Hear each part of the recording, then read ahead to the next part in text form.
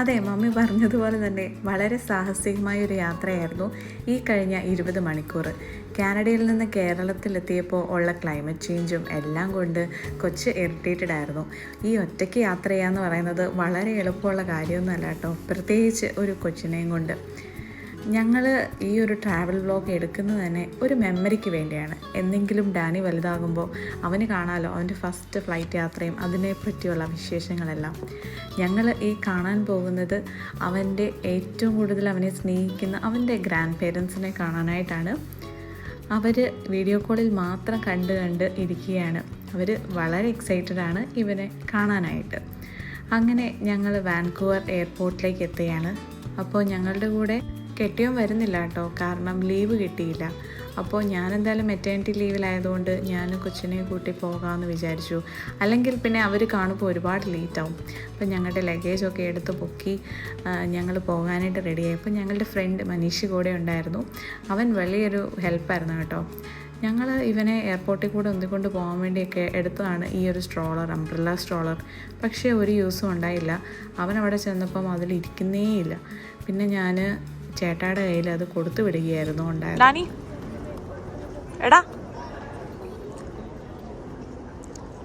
അയ്യോ പപ്പ ഇല്ല നമ്മളിവിടെ, പോട്ടെ എന്ന് പറ.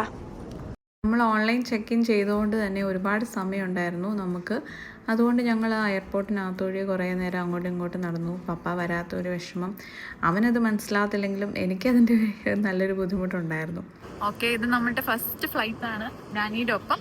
ഡാനിയുടെ ഫസ്റ്റ് ഫ്ലൈറ്റ്. അങ്ങനെ എയർ ഇന്ത്യയിൽ പോവാണ്. അപ്പം ഇല്ല, അതിൻ്റെ വിഷമമാണ്.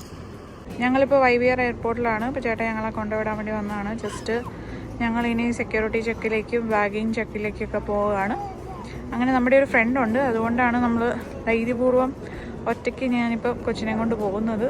അല്ലേ ഈ ഒരു റിസ്ക് എടുക്കത്തില്ല.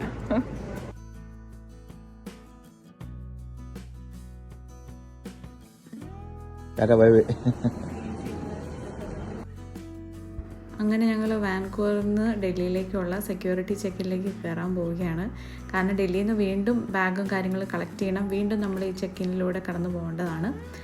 അപ്പോൾ ചേട്ടായി ബായൊക്കെ പറഞ്ഞ് വിടുകയാണ്. നല്ല വിഷമമുണ്ട്. കസ്റ്റംസിൻ്റെ ചെക്കിങ് വളരെ ബുദ്ധിമുട്ടി കേട്ടോ. അവർ പിള്ളേരുടെ എല്ലാ സാധനവും ഇവൻ്റെ ഫുഡും കാര്യങ്ങളെല്ലാം ഓരോന്നായിട്ട് അവർ ടെസ്റ്റ് ചെയ്യുക കാര്യങ്ങളായിരുന്നു. അപ്പോൾ അതുകൊണ്ട് ഞാൻ അവിടെ നിന്ന് സെക്യൂരിറ്റി ചെക്കിൽ നിന്ന് കടന്നു പോകാൻ കുറച്ച് സമയമെടുത്തു. അതായത് മനീഷ ഞങ്ങൾക്ക് വേണ്ടി വെയിറ്റ് ചെയ്തുകൊണ്ടിരിക്കുകയായിരുന്നു. അതെല്ലാം ഏകദേശം ഒരു 1 മണിക്കൂർ ചെക്കിങ് എല്ലാം കഴിഞ്ഞിട്ട് ഞങ്ങളെ അവർ വിട്ടു.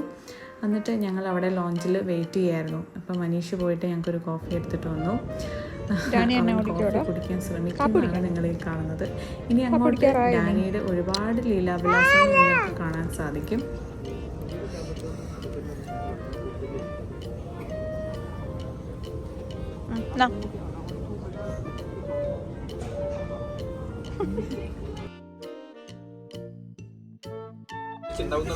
അതെ, നമുക്കെടുത്തേക്കാം.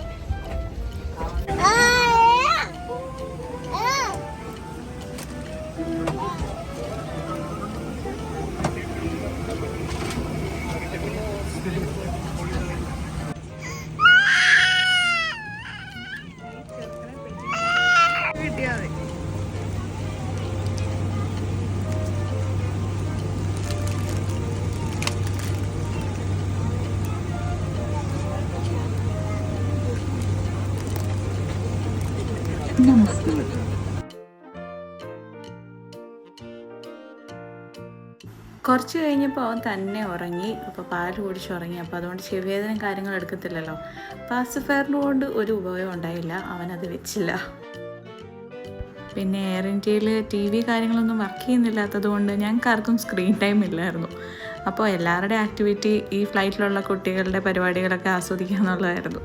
അപ്പോൾ ഇവൻ്റെ മെയിൻ ആക്ടിവിറ്റി എന്നുള്ളത് അവിടെ ഞങ്ങൾക്ക് തന്ന വെള്ളത്തിൻ്റെ ബോട്ടിലിൻ്റെ ക്യാപ്പ് അവൻ ഊരുക, അടയ്ക്കുക, ഇതായിരുന്നു അവൻ്റെ എൻ്റർടൈൻമെൻറ്റ് എന്നുള്ളത്. പുള്ളീനെ ശ്രദ്ധിക്കാൻ അവിടെ കുറേ ആൾക്കാരുണ്ടായിരുന്നു കേട്ടോ.